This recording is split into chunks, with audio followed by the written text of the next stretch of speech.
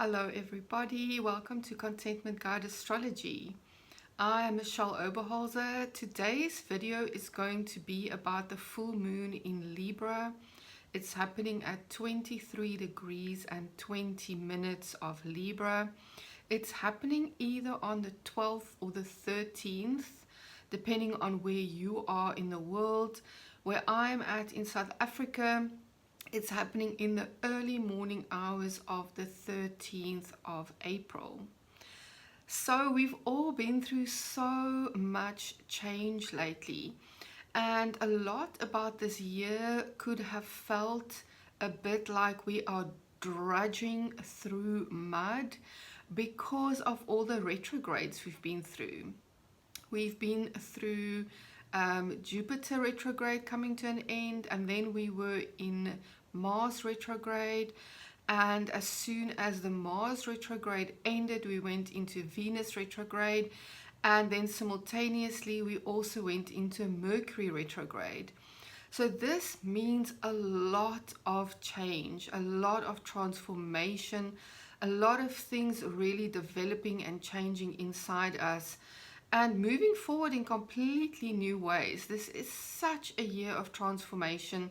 And we've also just come through the first eclipse season of 2025, which brought a lot of change into our lives and unexpected things happening in the world.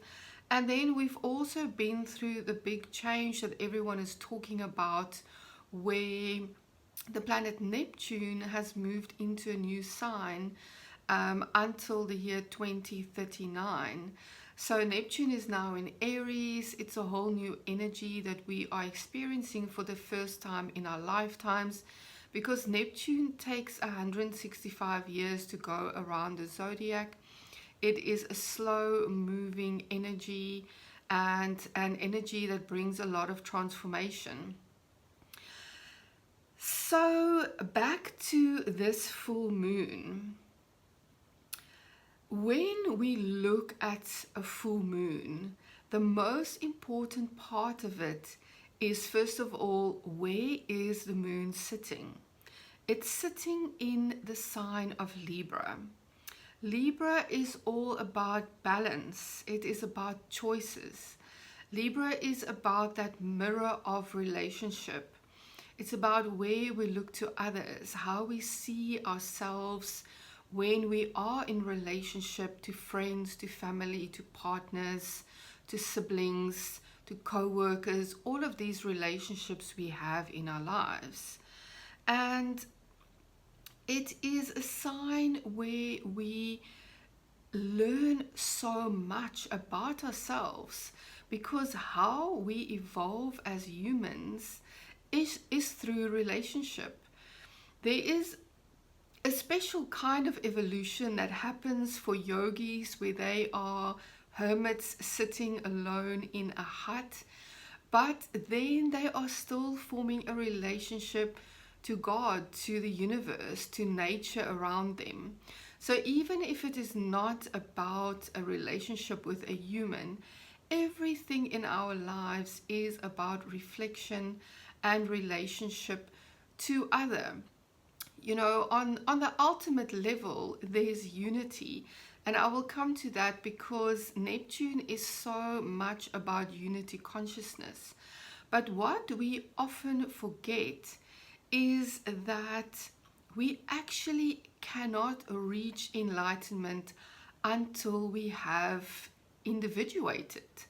And this is something that has become quite lost in modern spirituality, in that people hear, oh, I need to let go of my ego, I need to let go of my ego, and therefore they try and melt into unity before they have reached a state of individuation, and this is actually an impossibility.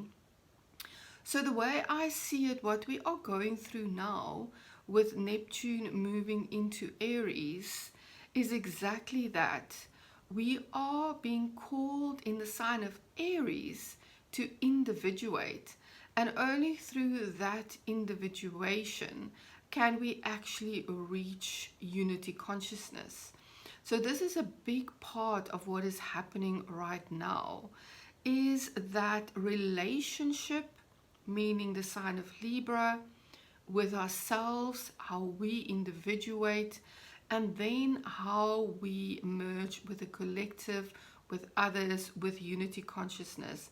This is going to be such a theme for the next 14 years, how we are integrating ourselves and individuating and then emerging into unity.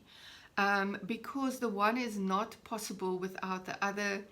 Try as much as you want to, it's not going to happen.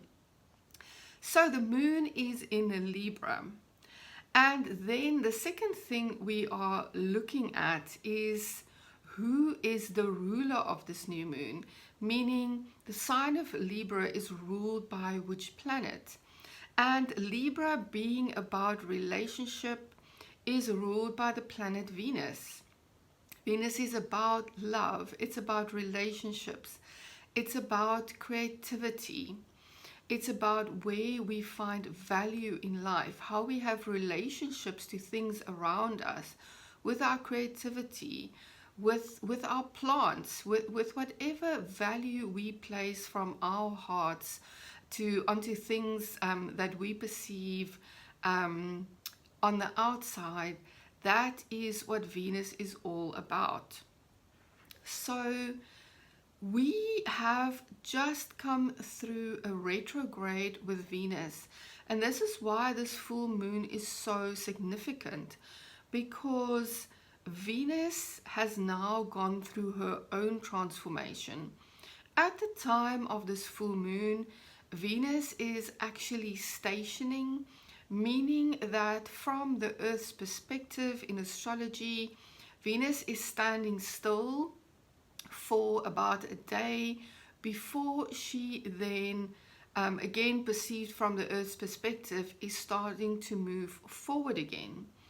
So this is significant in the sense that we are dealing with Venus-related themes at the time of this full moon. It is all about relationships, it's about our creativity and our value systems. It is about love, it's about self-love. It's how we relate to ourselves, our inner being, and to other people. And when Venus is stationing, the energy of a stationing planet is actually even stronger. So there's a real sense here that Venus is really drawing our energy to all of those Venus-related things at the moment. And the moon is really reflecting all of those Venus-related things back at us. And what makes this feel even more serious at the moment, you may come across yourself and people around you at the moment, they're taking Venus-related themes and even Mercury-related things a lot more seriously. What we are seeing at the time of this full moon is that Venus is sitting at the end of the zodiac in the sign of Pisces. Venus is sitting with the planet Saturn. She's also sitting with Mercury, who's just started moving forward after its retrograde, and also sitting with the North Node. So this stellium of planets at the end of Pisces is really pointing us to a lot of old patterns and cycles in our life coming to an end. And whenever there is a conjunction of planets with Saturn, it brings that element of taking things a bit more seriously. Saturn is known as Father Time. It is about wisdom. It is about that wisdom that you only really accomplish by life's experience in old age. And it is about a seriousness. There's a gravity and a reality to Saturn, that while we are in Pisces and it is a more dream-like energy, Saturn is really asking us to take things seriously at the moment, and we will. It's about getting much more clear and really bringing those new serious ways that we want to move forward with things into the light, and for us to really bring a new reality into the forefront. So Saturn is about that inner wisdom, and Saturn can also be about saying no. The energy of Saturn is about boundaries, and it can be about negation. So part of what is happening right now is getting serious and finding clarity about what we are saying no to that's not going to walk forward with us in our lives. Being that experiences, places, people, relationships, there's a more serious element of really sticking to our no at the moment, and not bringing those things with us into the future. And then the last element I would like to talk about with this full moon is, with every full moon, the sun is sitting opposite the moon. The sun is sitting at 23 degrees and 20 minutes of Aries, and the sun is sitting right next to Chiron. And this conjunction also brings a lot of healing. It means that Chiron's energy is mixing with the sun's energy at this time and shining this onto the moon. That's just reflecting it back. And what we will experience at this time is maybe some old wounds coming to light, and they are coming to the surface in order to be felt and in order to let go of. So at this full moon, this Sun Chiron element also brings so much emphasis onto healing and letting go of the old. So we have the Aries element, and then we also have the Pisces elements at this full moon, that are all showing us things about letting go of the old. And coming back to Neptune, so there's also such a thing as a sign-based conjunction. So even though at the time of this full moon, the Sun and Chiron are not sitting right next to the planet Neptune, they are sitting in the same sign. So I really want to place emphasis here, because this is a completely new energy that we've never experienced before in our lifetimes. And Neptune is bringing that vastness. Neptune is vast. It is a cosmic consciousness. It is a unity consciousness. And at this time, because they are sitting in Aries, that is the Sun, Chiron, and Neptune, we are able to bring a new consciousness and a more cosmic awareness into our individuation. And these things sound very paradoxical, but like I said before, individuation is necessary before unity consciousness can actually happen. So I feel that the next 14 years is such a big time, because we are going to be dealing with those paradoxes of who am I, my absolute uniqueness and individual perspective through the lens of unity consciousness. This is going to be becoming more and more important and more apparent as we deal with Neptune moving through the sign of Aries. So as you can see with this new moon, there's a lot of letting go. There's a lot to do with getting serious about where we are now placing our energy, how we are working with our self-love and our relationships to others, how we are now working with a newfound way of communication and thought patterns that we also learned with the Mercury retrograde. So by the end of April and beginning of May, Venus will then be out of her retrograde shadow, and usually a full moon and a new moon are still very active for 2 weeks after the event. So by the end of April, beginning of May, these themes of letting go of the old and moving forward in absolutely brand new ways are going to be playing out.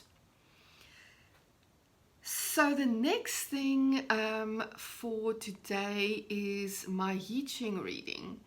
And this was actually so surprising to me.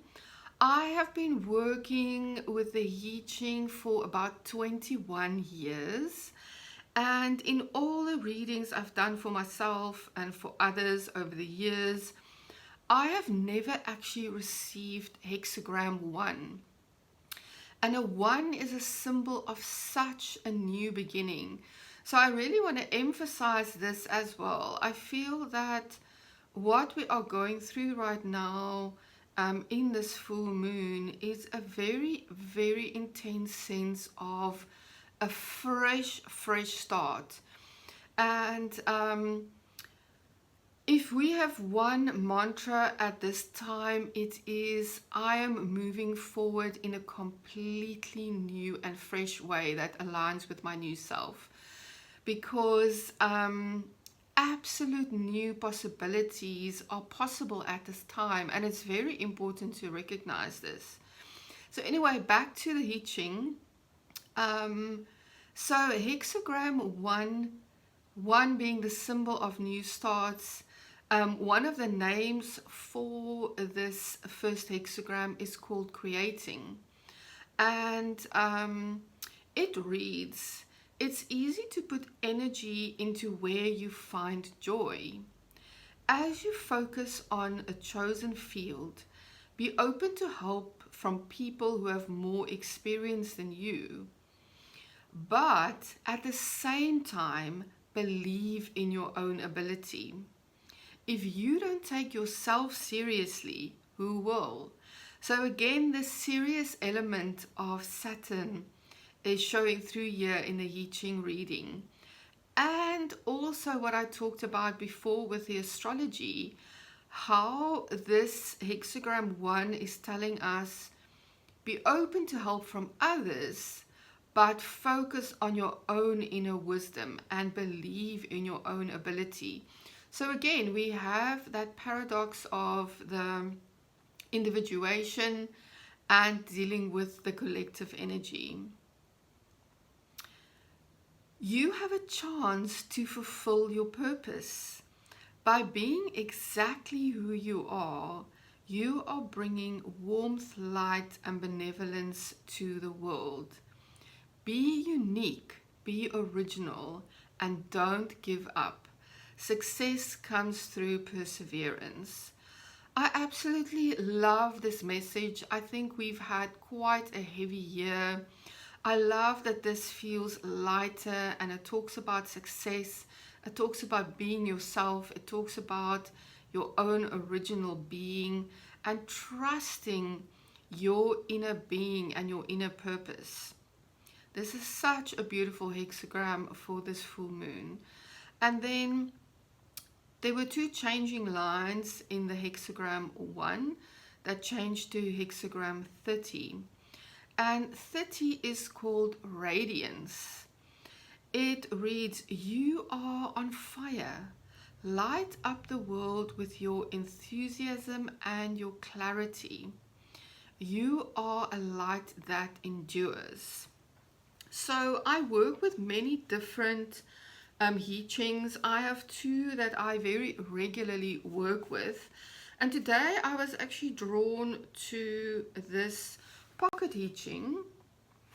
It's called A Pocket Ching, The Little Book of Changes by Peter Crisp. So I was really drawn to this today, and I'll read to you what it says. It says, trees and grass cling to the earth. The sun and moon cling to the sky. Flames cling to the wood. You cling to the light within that enables you to shine. So this again is about our inner wisdom and our inner knowing.